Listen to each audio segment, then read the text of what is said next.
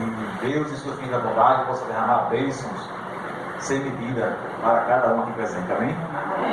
Como a Érica falou, eu sou cria daqui do Pina. Me batizei aqui em 1998. Tenho grandes amigos aqui de longas datas. Muitas estradas, rodamos aí. Estou conjunto, né? Estava com 12 anos? Quem estava com 12 anos? Você? Estrajando na figura. Meus irmãos, eu fui criar aqui do Pina, me batizei, não aqui na igreja, mas no projeto da igreja dos jovens. Fui batizado na Cova da Onça, me lembro como hoje, pelo pastor Francisco, e foi em 1998. Passei aqui na igreja 4 anos, de onde me afastei e saí da igreja, dos caminhos do Senhor, e passei 22 anos afastado do caminho de Deus. Recentemente me batizei, fez 1 ano agora, no mês de setembro do ano passado, fez 1 ano, e pela graça de Deus eu quero estar nesse caminho até ele voltar. É verdade. Hoje era para estar aqui minha família, eu ando com a minha família, minha esposa e minha filha. Mas como a Érica falou aqui também, eu tive um empecilho agora à tarde. Uma criança da nossa igreja estava aniversariando e a mãe fez a festa lá no Parque Dom Amendu. E eu fui 3 horas, o aniversário, fomos. Quando cheguei na metade do caminho, o meu carro não engatou mais a marcha. Ficou doida, né? Eu sou curioso, eu gosto de mexer e tal. Só que o problema era mais sério do que eu pensava. Mas Deus providenciou que eu engatasse uma marcha. Eu engatei uma marcha e pude chegar até o aniversário lá, tentei consertar, não consegui, mas aí eu engatei essa marcha de novo e saí para casa. Consegui chegar até em casa, para a honra e glória de Deus. Amém. É uma pena porque eu não trouxe a minha esposa e a minha filha, né? Que elas gostam de estar comigo todo canto. Domingo retrasado eu estava na igreja de Tucó, com o meu amigo irmão Ayrton. Exatamente, foi meu professor aqui de escola sabatina, ancião, né? Mas Deus tem proporcionado bênçãos na minha vida, meus irmãos, e eu não posso reclamar. Tudo que acontece, eu só agradeço a Deus. Seja bom ou seja ruim, eu agradeço a Deus. Porque o inimigo, ele está com o tempo contado, ele está vendo que não tem mais tempo mais para ele mais, e ele está dando tiro a todo lado. Ele está tentando afetar a família. A família é a base, e ele está atuando na família. Os nossos filhos, crianças, adolescentes. E infelizmente nós estamos perdendo muitos para o mundo. Nosso clube dos gravadores voltou hoje na igreja do Jordão Alto. E assim, por a gente ficamos muito tristes porque de uma certa parte do clube alguns não vieram. Crianças que estão tendo dificuldade com a sua pessoa, se ela é o que é, ou ela é outra pessoa. Esse negócio de gênero, não sabe se ela gosta do sexo masculino ou se gosta do sexo feminino. E hoje a gente recebeu isso com uma notícia muito triste. Infelizmente eles não querem mais frequentar o público. Mas Satanás, ele tem atuado de uma forma que quer atacar nossas crianças, nossos jovens e adolescentes. Mas, meus irmãos, eu queria falar para vocês sobre o poder da oração. Eu queria contar para vocês uma história que eu estou lendo um livro de um rapaz chamado Pavel. Alguém já ouviu falar de Pavel? Eu estou lendo um livro dele, um livro muito bom, sobre o Espírito, e conta a história de Pavel. Pavel é um jovem que nasceu na Iugoslávia, um país que quando há inverno você mal consegue sair de casa. O gelo bate na canela. E esse jovem tinha uma oportunidade de crescer na vida porque na Iugoslávia o trabalho era escasso e para você ter um futuro um pouco promissor você teria que fazer uma faculdade. E Pavel se inscreveu em meio de 2.000 e poucas pessoas e ele conseguiu uma vaga. Essas 2.000 e poucas pessoas eram só para 10 vagas. Era como se fosse tipo uma federal hoje, a gente fala uma federal para passar para estudar de graça. Mas só que não tem pública de graça lá ainda. Mesmo ele passando, ele tem que pagar estadia e ele tem que pagar ainda uma mensalidade da sua faculdade. E ele pagava com os trabalhos que ele fazia na primavera, quando não tinha gelo, porque ele não poderia sair de casa. Então Pavel começou a passar por privações, porque ele tinha 2 crianças. E a sua esposa também o acompanhava. Só que eles não tinham alimentos para poderes suprir a sua necessidade. Eles fizeram um propósito com Deus: vamos jejuar. E Pavel disse à esposa dele: minha filha, eu só consigo jejuar por 5 horas. É o máximo que eu consigo. Mas mediante a situação deles se encontrarem sem comida, e a prioridade era os seus filhos, eles passaram a jejuar em vez de 5 horas, por 5 dias, sem ter o que comer e dando prioridade às crianças. Chegou um tempo que não tinha mais comida para dar às crianças. E Pavel, em sua situação, ele chegou para Deus e disse: meu Deus, o que é que eu fiz? Sou um servo do Senhor, sigo os mandamentos, faço tudo, oro, jejum, e o Senhor está me respondendo desse jeito, passando fome. O que foi que eu fiz? E começou a botar Deus em provação. Só que ele não, no pátio que ele morava, também tinha outras famílias. E Pavel, por sua vez, acho que ele disse: vamos visitar os nossos irmãos aqui vizinhos. E quando ele foi visitar os seus irmãos, eles também estavam passando a mesma situação. Passando fome, não tinham praticamente o que comer. Muitas das vezes passavam 5 dias jejuando para poder, quando tivesse algum dinheiro, poder comprar a sua comida. Então eles viram que eles foram ingratos a Deus, porque botaram Deus à prova porque estava acontecendo com ele, mas também pessoas ali estavam passando a mesma privação que eles estavam passando. E num certo dia, foi passando um tempo, um rapaz chegou na casa de Pavel e bateu em sua porta perguntando por uma vizinha, se essa vizinha tinha visto a pessoa que morava ao lado. Então Pavel chegou para ele e disse: olha, ela foi embora daqui há um tempo já, e não sei quando ela foi. E esse rapaz olhou para ela e disse: rapaz, eu estou com um conserto de uma roupa aqui, e essa senhora fazia a costura para mim, e agora não tem como consertar. Então veja como Deus age na vida da pessoa. Pavel viu aquela situação de fazer o conserto de uma roupa, e a mulher dele sabia costurar. E ele disse: meu irmão, a minha esposa costura, se o senhor quiser, ele conserta o seu casaco. E ele disse: tudo bem, quanto você vai cobrar para fazer esse trabalho? Ele disse: $20 para consertar o casaco. O rapaz puxou o dinheiro do bolso, deu para Pavel, e ele pegou o casaco, deu para sua esposa e mandou: quase entrar em sua casa, hein? Fica à vontade, senta aqui que ela vai terminar e vai lhe entregar o seu casaco. E Pavel, imediatamente, quando pegou aqueles $20, ele estava tão faminto, tanto ele como sua esposa e seus filhos, que ele correu ao supermercado. Comprou o seu alimento, voltou para casa e comeu furiosamente, saciando sua fome, os seus filhos e a sua esposa. O rapaz ficou só de observar para ele. Aí depois ele chegou perto dele e falou: ô jovem, você pegou dinheiro, correu para comprar alimento e tal. Então Pavel falou da situação dele para o rapaz: estamos passando fome, está acontecendo isso. E o rapaz disse: vem aqui, está aqui no carro. Ele chegou até o seu carro, abriu a mala, e quando ele abriu a mala, meu irmão, ele disse que viu o jardim do Éden. Era muita comida, meus irmãos, não era pouco não. Tinham 8 caixas repletas de comidas, cheia de frutas, verduras, legumes. Esse rapaz era um fazendeiro, ele estava indo para um supermercado que ele tinha para fazer o estoque da sua mercadoria. Então Pavel olhou para ele e disse: meu Deus. E o rapaz disse: pode pegar as 8 caixas, são todas suas. Vejam como Deus intercede na vida das pessoas, no tempo certo e na hora certa. Às vezes, meus irmãos, nós somos ingratos a Deus porque às vezes pedimos a Deus alguma coisa e achamos que Deus não está intercedendo por nós, mas na verdade Deus está nos preparando para que possamos receber a sua bênção. Às vezes nós não estamos preparados para receber o que Deus tem para nos dar.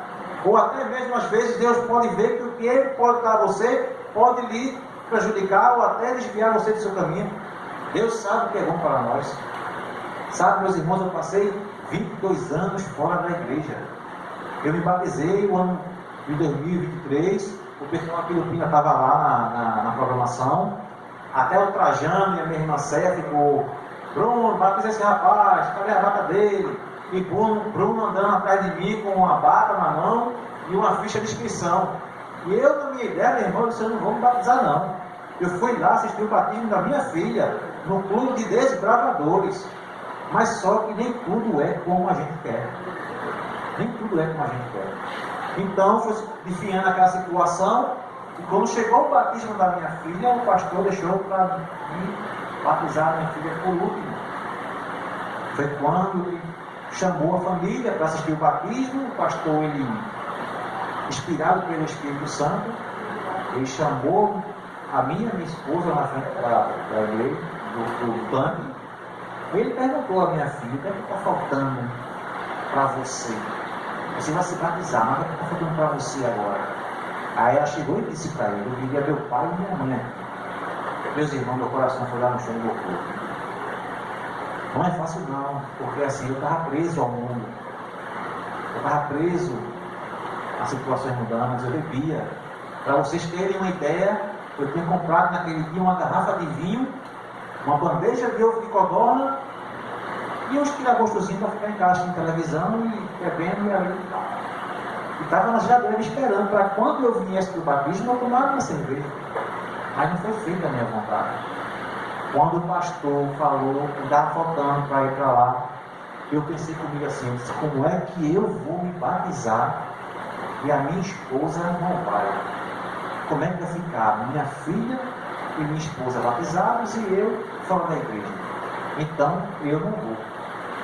Eu não vou. Aliás, minto eu pensei eu me batizando e minha esposa não. Meus irmãos, o Espírito Santo deu logo um empurrão na minha esposa. Ela foi a primeira a aceitar o evangelho. A minha esposa não teve nenhuma experiência com nenhuma igreja religiosa. A primeira igreja que ela está frequentando é a igreja adventista. E ela se comoveu, o Espírito Santo tocou nela e ela foi para o tanque batismal. E eu fiquei naquela situação: e agora, meus irmãos, como é que fica Márcio?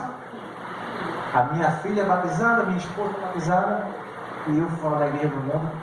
Que exemplo que eu vou dar para a minha filha e para a minha esposa? Mas o Espírito Santo tocou em mim, meus irmãos, e eu também fui me batizar naquele dia. Foram batizados, era para ser 12, se batizaram, era para ser 13, se batizaram 15. Eu fui mais a minha e a minha esposa. Então, para vocês verem como Deus intercede na vida da pessoa sem você menos esperar. Hoje eu posso dizer a vocês que eu e minha casa nós servimos ao Senhor. Nós estamos no trabalho da obra. Há pouco tempo atrás nós temos a quarta-feira do poder. A minha filha pregou. Ela pregou 30 minutos. Ela disse: pai, eu fiz 30 minutos. Está bem, minha filha, graças a Deus. A minha esposa, sem nenhuma experiência, pregou uma quarta-feira também de oração. Eu disse: você consegue? Ela disse: não consigo. Você consegue. Ela estudou o que ela estudar, falou sobre Esther, que a gente estava estudando em casa, e ela pregou, meus irmãos. Então Deus intercede por nós. As nossas orações são ouvidas conforme a sua vontade. Voltando para a história do jovem Pavel. Pavel, ele conseguiu 8 caixas de frutas, verduras e comida e tudo. Ele podia ficar naquelas 8 caixas, e ele disse para a esposa dele: minha esposa, essa comida vai dar para suprir a nossa necessidade até chegar a primavera, e quando chegar a primavera eu vou trabalhar e a gente vai conseguir arrancar um dinheirinho e vamos ficar bem. E ela disse: não, é errado. Essa comida são 8 caixas. Nós temos 7 vizinhos que estão passando pela mesma situação que estamos passando. Vamos dar uma caixa a cada um deles. Deus ouviu a nossa oração, nos deu comida. Passando tanto tempo sem comer, uma semana não sei sem comer, meus irmãos, desde um ano, e agora tem comida suficiente, você vai ser egoísta. Então eles distribuíram as caixas de alimentos para aquelas pessoas. E todos ficaram gloriosos, maravilhados, porque Deus intercedeu, porque eles também estavam orando para que Deus intercedesse. Então passou-se o inverno, o gelo secou, e Pavel começou a fazer seus trabalhos e tal. Só que, meus irmãos, pasmem que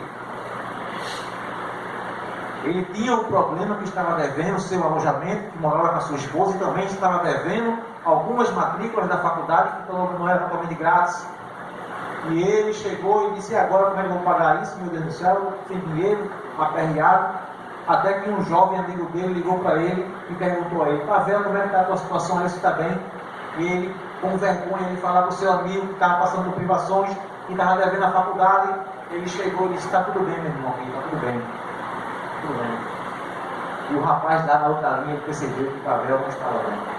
Então ele pegou, ligou para a faculdade e perguntou a situação do Pavel.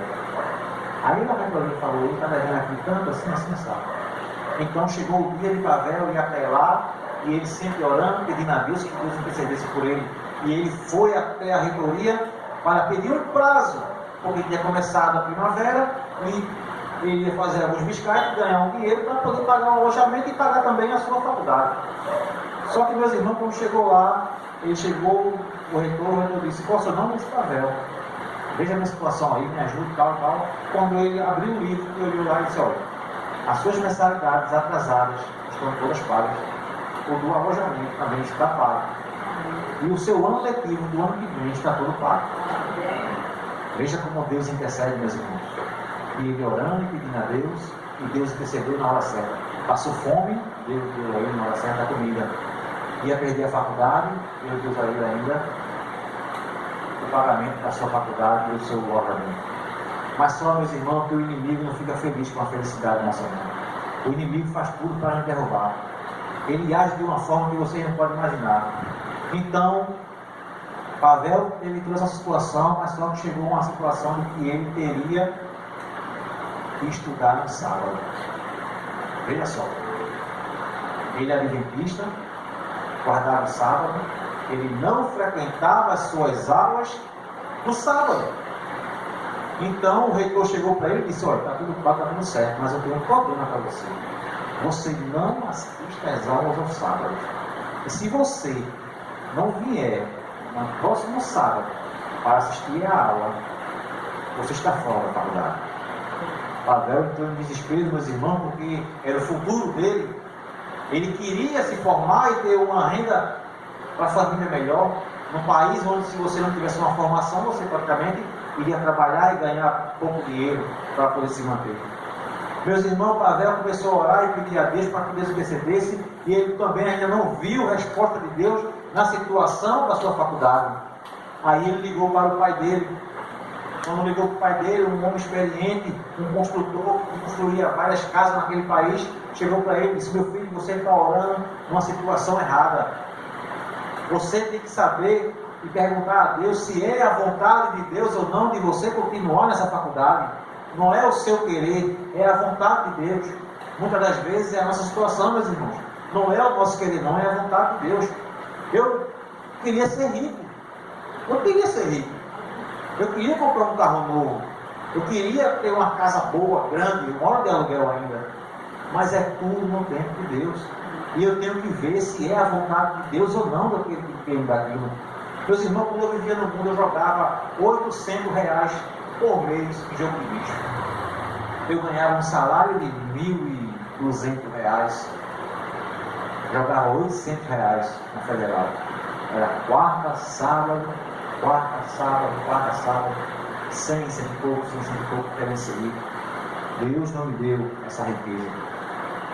Graças a Deus consegui me libertar disso. Depois que eu entrei na igreja, eu não joguei mais no bicho mais. Porque eu, olhando para mim, eu sou milionário, né? Eu tenho 2 pernas, tenho saúde, eu consigo andar, eu consigo ir atrás da minha bolacha. Eu me dobrava, eu me redobrava em dobro, eu quase que morria de tanto trabalhar, de sábado a sábado. Passei 5 dias internado num hospital, com uma crise de diabetes. Meu olho praticamente caiu, ficou pendurado aqui, do lado aqui, a bolinha, não conseguia ver. Eu vi aqui sempre uma pessoa do lado da outra, assim, 2 irmãos geral, 2 trajando. Para dirigir o carro, eu tinha que fechar o olho e sair dirigindo com o olho só. Para dirigir a moto também era essa situação. Mas a ambição por dinheiro, por estar bem, eu estava conseguindo ficar quase estável, pagando todas as minhas dívidas. Só que, meus irmãos, quando aconteceu isso, a dívida veio dobrada. Porque eu cheguei no hospital e o cidadão oftalmo olhou para o meu olho, viu aquela situação e ele disse: esse problema não é no olho não, meu irmão, você está com um problema na cabeça. Você está tendo um derrame, um AVC, você praticamente pode ter um negócio a qualquer momento aqui. Eu disse: meu Deus, o que eu vou fazer? Vou encaminhar para o Hospital da Restauração para fazer uma tomografia. Só que a minha tia trabalha lá no Hospital da Restauração. Eu perguntei a ela: ô minha tia, estou numa situação assim, parece que eu estou com problema na cabeça aqui, eu acho que eu vou morrer, você tem que fazer uma tomografia, estou me encaminhando para aí. Ela disse: olha, nem venha, porque era um domingo. A tomografia aqui só é feita nas quinta-feiras. E ia ter uma fila ainda. Você vai ter que esperar para fazer, não é chegar aqui e fazer assim não.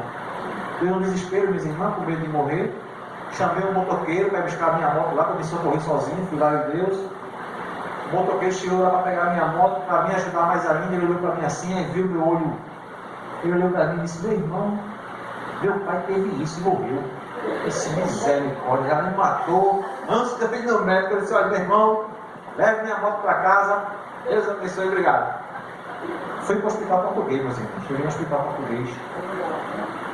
Só a consulta lá para entrar lá foi 550 contos. Eu sei que a tomografia rápida, quando eu fui lá, eu gastei R$3.500.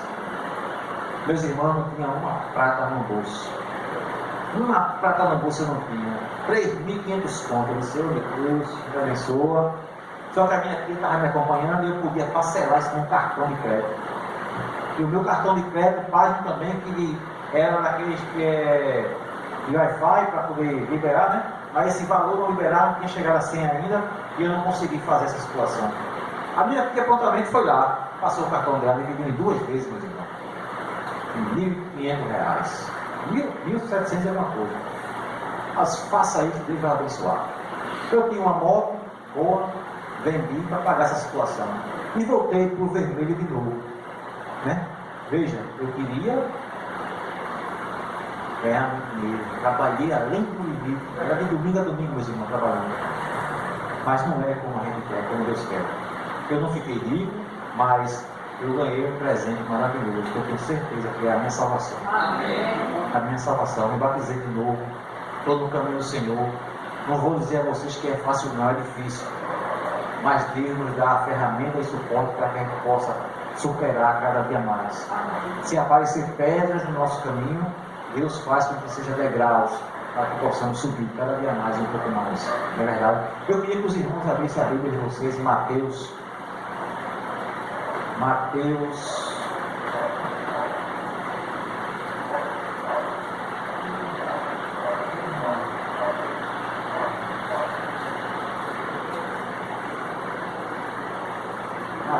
Mateus capítulo 6, verso 5.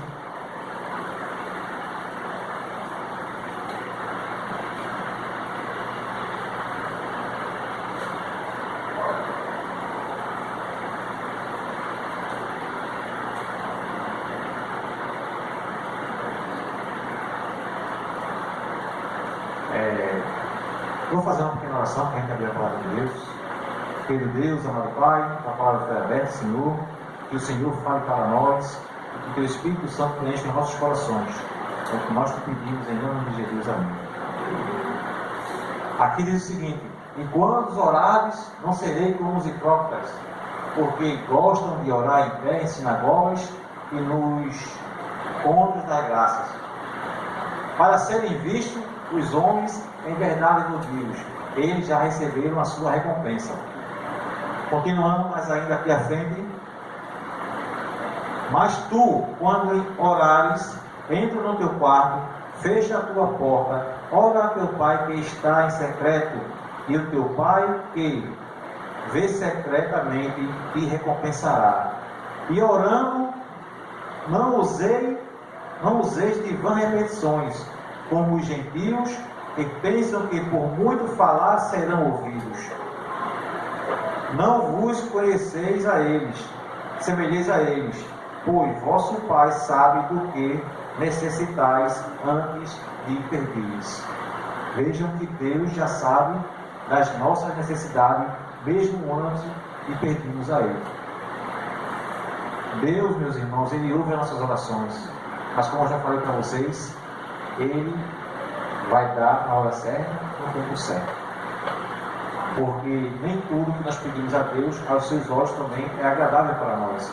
Ele sabe o que é bom para nós. Vocês já imaginaram se eu, nessa jogada de bicho aí, tivesse ganho dinheiro? Será que eu estaria aqui hoje? Com o que o mundo proporciona para a gente aí, né? Deus nos oferece dois caminhos, meus irmãos: o caminho largo e o caminho estreito. Cabe a cada um de nós escolhermos qual caminho nós queremos seguir. O caminho estreito, ele diz: eu sou a porta. E o caminho largo está aberto aí para o mundo. Estamos perdendo muitos jovens, muitas crianças, porque o mundo está oferecendo muitas coisas. Não são, aos nossos olhos, aos olhos de Deus, não são coisas boas, mas para eles são coisas boas. Porque ainda não viveram uma experiência e estão cada vez mais se aprofundando nessas situações. Internet, celular. Se vocês têm filhos pequenos, adolescentes, meus irmãos, rastreiem celular, internet, porque é um mundo vasto, onde tem coisas boas, mas tem muita coisa ruim no mundo. A minha filha, a gente está tentando limitar o tempo dela no Instagram e na internet, 2 horas no máximo, e sempre monitorando ela no celular que ela está vendo. Mas mesmo assim, a gente não está ainda livre de que ela veja o que a gente não pode ver. Que Deus possa nos abençoar, que Deus possa interceder na vida de cada um de nós. Do mesmo jeito que Deus abençoou a minha família, para louvar e agradecer o nome do Senhor, que possa abençoar vocês também. Que possamos levar o Evangelho, meus irmãos. Jesus está voltando, está cada vez mais perto de Jesus voltar. Mateus 24, verso 12, ele diz: e quando se multiplicar a iniquidade no mundo, estará mais perto de Jesus voltar. O amor está se esfriando. As pessoas não estão mais amando uns aos outros. As pessoas não têm mais compaixão com os próximos. E isso é um sinal de que Jesus está à porta batendo, dizendo que vai voltar. E está voltando. Que Deus possa nos abençoar, que Ele possa nos levar para casa na sua santa e infinita bondade, e que Ele possa nos proteger e nos livrar de todo mal. Vai ter algum nome? Amém. Em final.